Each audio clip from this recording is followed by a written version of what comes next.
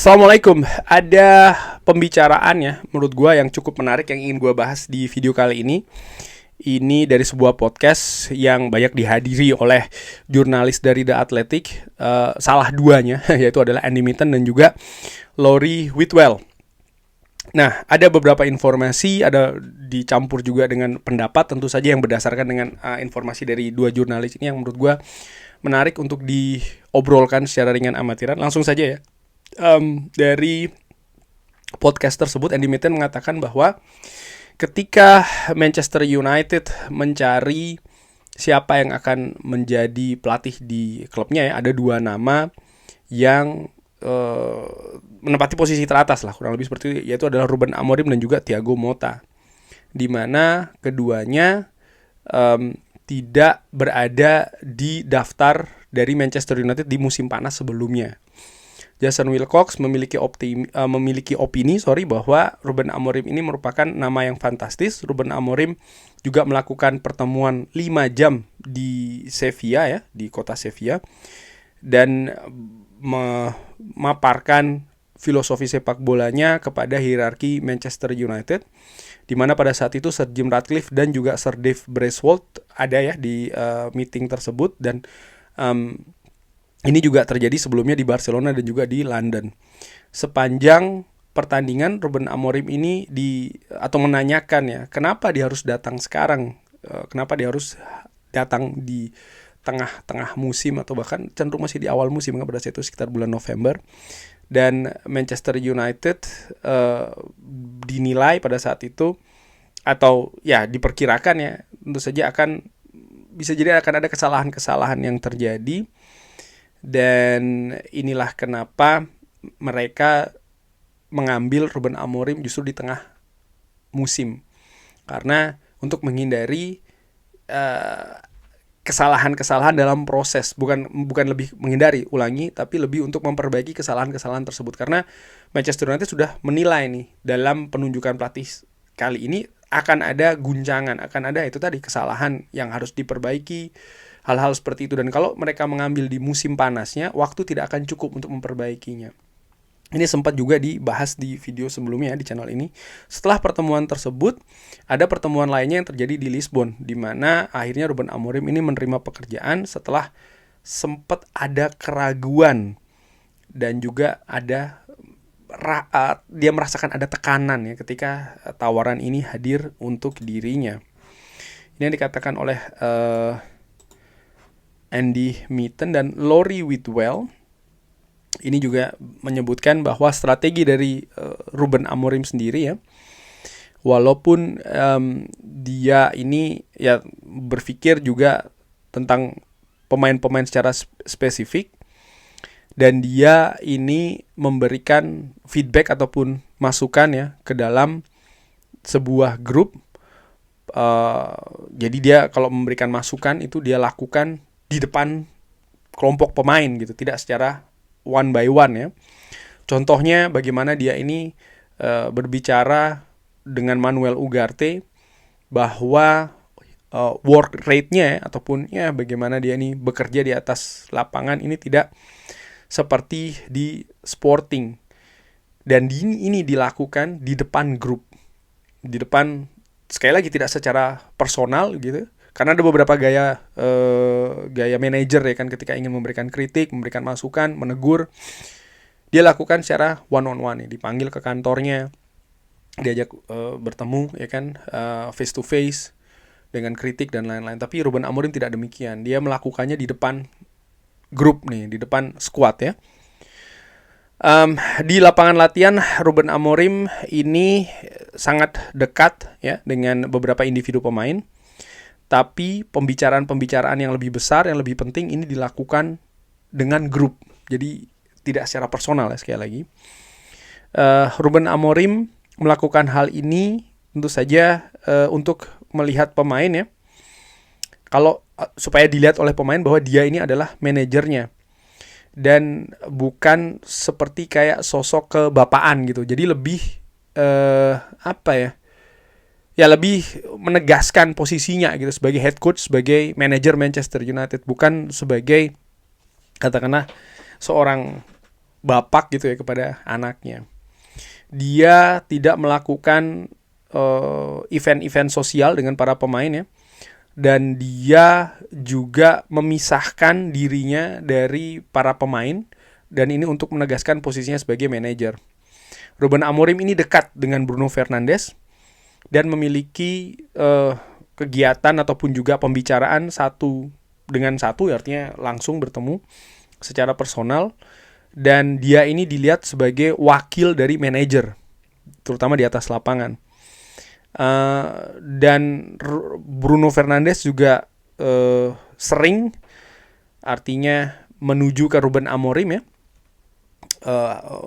mungkin ya mengajak bertemu, berbicara dan lain-lain dari Bruno Fernandes ke Ruben Amorim. Dan disebutkan juga Ruben Amorim ini sering memanggil Bruno Fernandes untuk dilakukan conversation ataupun pembicaraan secara langsung gitu ya, tidak di depan grup.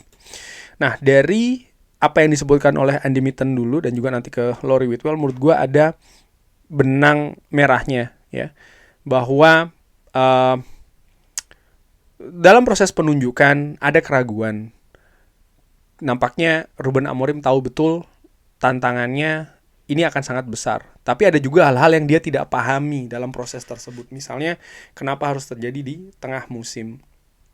Dan bagaimana proses menunjuk Ruben Amorim ini tidak secara tidak secara singkat, tidak secara terburu-buru menurut gue. Tadi dijelaskan betul, ada pembicaraan yang cukup panjang, ada calon lain, ada pemaparan, ada tukar pikiran, ada macam-macam.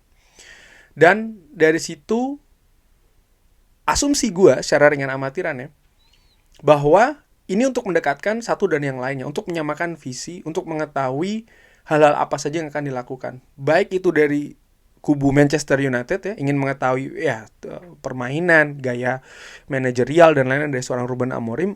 Dan juga sebaliknya nih, Ruben Amorim ingin tahu nih bagaimana klub ini gitu loh. Support apa yang akan dia dapatkan? Bagaimana gaya eksekutif Manchester United dalam memimpin klub ini. Tentu saja turunan-turunannya kan akan sampai ke Ruben Amorim. Dan dari hal tersebut, apa yang dilakukan oleh Ruben Amorim ya saat ini dengan bagaimana Ruben Amorim ini melakukan approach ataupun pendekatan kepada pemain-pemain Manchester United ini, asumsi gue sudah diketahui oleh petinggi-petinggi Manchester United dengan gaya-gaya seperti ini. Dan menurut gue, adakah yang benar, adakah yang salah jika dibandingkan dengan manajer-manajer sebelumnya? Ya menurut gue ini hanya style saja, hanya karakter saja ya. Dimana ada yang cocok dengan gaya tertentu, ada yang tidak cocok dengan gaya tertentu, dan Ruben Amorim memilih untuk seperti ini. Tentu saja ada resiko-resiko, semuanya memiliki resiko, tapi yang paling penting adalah bahwa gaya seperti ini menurut gue secara ringan amatiran sudah diketahui oleh manajemen Manchester United. Sehingga ketika manajemen ini memutuskan untuk mensupport, mendukung, ya mereka juga sudah tahu gitu apa yang mereka dukung, apa yang mereka support, apa yang mereka lanjutkan, apa yang mereka teruskan, tidak secara tutup mata saja gitu. Menurut gue secara ringan amatiran seperti itu ya. Tapi bagaimana pendekatannya pun juga sangat menarik, bahwa kalau kita lihat sistem hierarki dari Manchester United ya, dari top eksekutif sampai dengan ke bawah, ini kan tidak secara terbuka 100% menurut gue secara ringan amatiran.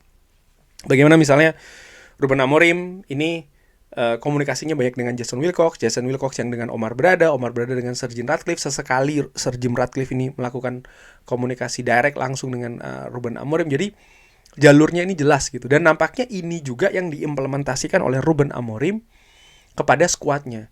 Jadi ada batasan-batasan tertentu.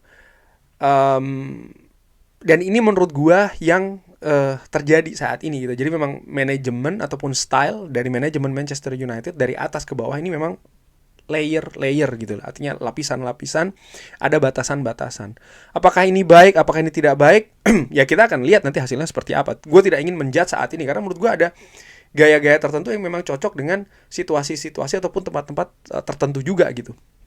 Nah, yang menarik bahwa Ruben Amorim melakukan komunikasi dengan grup gitu ya, bahkan untuk hal-hal yang penting. Dan menurut gue ini dalam rangka untuk menetapkan batasan tersebut gitu loh. Jadi dia tidak ingin ada dia ingin menegaskan bahwa gue adalah head coachnya, gue adalah manajernya gitu.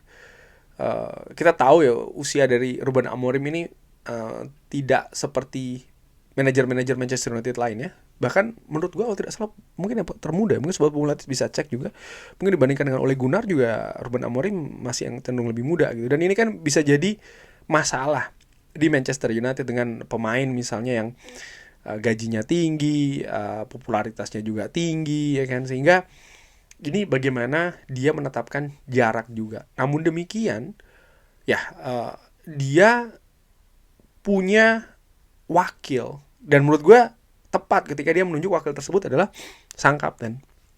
Mungkin mereka juga bisa berkomunikasi dengan bahasa yang lebih komunikasi lebih enak ya kan, karena memang bahasanya sama. Bisa sharing pengalaman juga. Dan sejauh ini menurut gue cukup berhasil melihat bagaimana performa Manchester United di atas lapangan ya kan, hasil-hasil yang didapatkan juga.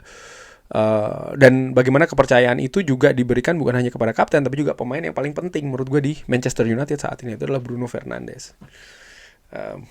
Dari situ ya kita lihat bagaimana gaya ini yang menetapkan batasan-batasan tertentu ya.